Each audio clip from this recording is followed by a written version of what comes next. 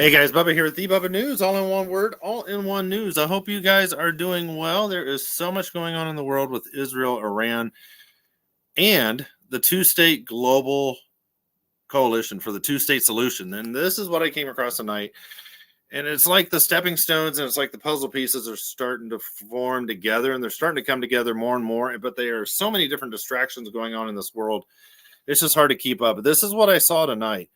And this came from X, Twitter, Creation Camper, I believe it was. But anywho, let's just get right to it. She's the one who found it, and I want to run with it real quick. But guys, this is going on. Saudi Arabia is hosting the first high-level meeting of the Global Alliance for the Two-State Solution in Riyadh, Saudi Arabia on Wednesday. This is in less than 36 hours.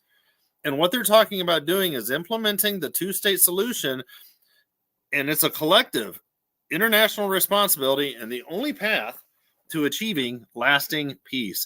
This is coming up on this Wednesday and Thursday, October 30th and 31st. And these are part of the highlights of this meeting. It's a global alliance to implement the two-state solutions. This was founded by the European Union, which is, as we know, is part of the old Roman Empire, and Saudi Arabia, these two, along with Norway and a couple others. But they plan on having Israel and the new state of Palestine to be members of this global coalition. And all current United Nations member states are welcome to join this global alliance, as 90 countries have already committed to this alliance. Guys, this is absolutely nuts. And this is stuff I just wanted to share with you guys.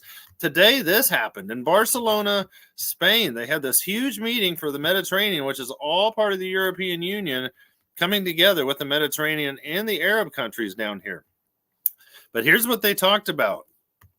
We want to have something more than just expressing concern. We should go out of this meeting with a stronger commitment to put pressure in order to stop this dramatic situation, talking about Gaza. So they want to have a two-state solution to bring peace.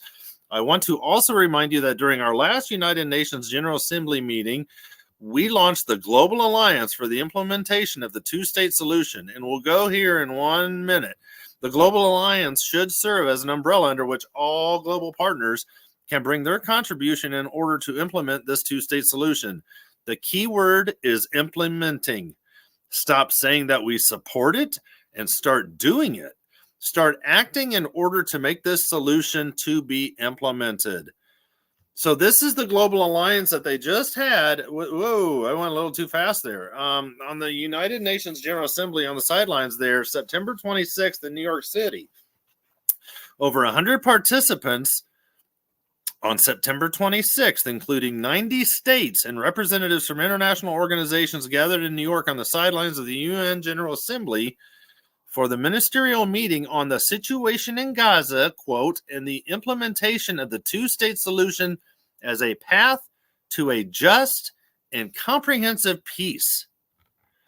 The meeting was attended by over 60 ministers, and they concluded with the announcement of the formation of this global alliance for the implementation of the two-state solution. And its aim will be to work towards the implementation of the two-state solution, advance an irreversible path of joint efforts and concrete measures in support of enabling and implementing the two-state solution with a clear timeline. So now they're talking about having a timeline to get this done. The Global Alliance constitutes, in the view of the United Nations, an umbrella under which all partners can bring their contributions to incentivize, to help, to encourage, to push, to envisage, to elaborate, and to act towards the implementation of the two-state solution. Practical follow-up meetings will be held in Riyadh, Saudi Arabia, which is happening in less than 36 hours, and in Brussels in the following months, and further follow-up meetings hosted in Cairo, Egypt, Amman, Jordan, Ankara, Turkey, and Oslo, Norway. So a lot of this is starting to come together pretty quick. And I wanted to finish off with this guy. This one is the Saudi foreign minister. And this is on September 26th. I'm going to play two clips from this video just to show you what they plan on doing. And this guy over here on the right-hand side, this is the foreign minister of Jordan. And he's going to talk about how they want the lines to go back to June 4th, 1967, with East Jerusalem as the capital of the new state of Palestine. We continue to push for a ceasefire certainly in Gaza, but also now a ceasefire in Lebanon, because again, guns are not the answer.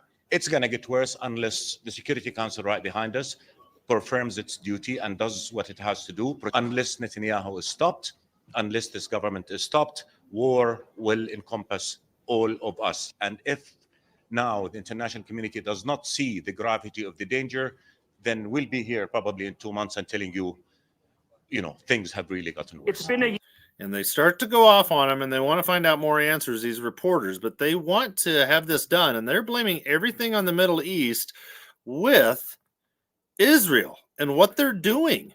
They're blaming their lack of peace in the Middle East because of Israel. The entire world is going to start coming together against Israel more and more as the days go on.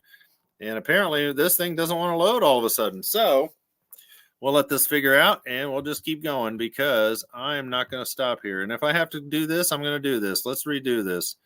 I apologize real quick, kids. I just want to have this done for you guys so you guys can get out of here and go home. Ceasefire. All right, let's get this going. Let's open it up one more time.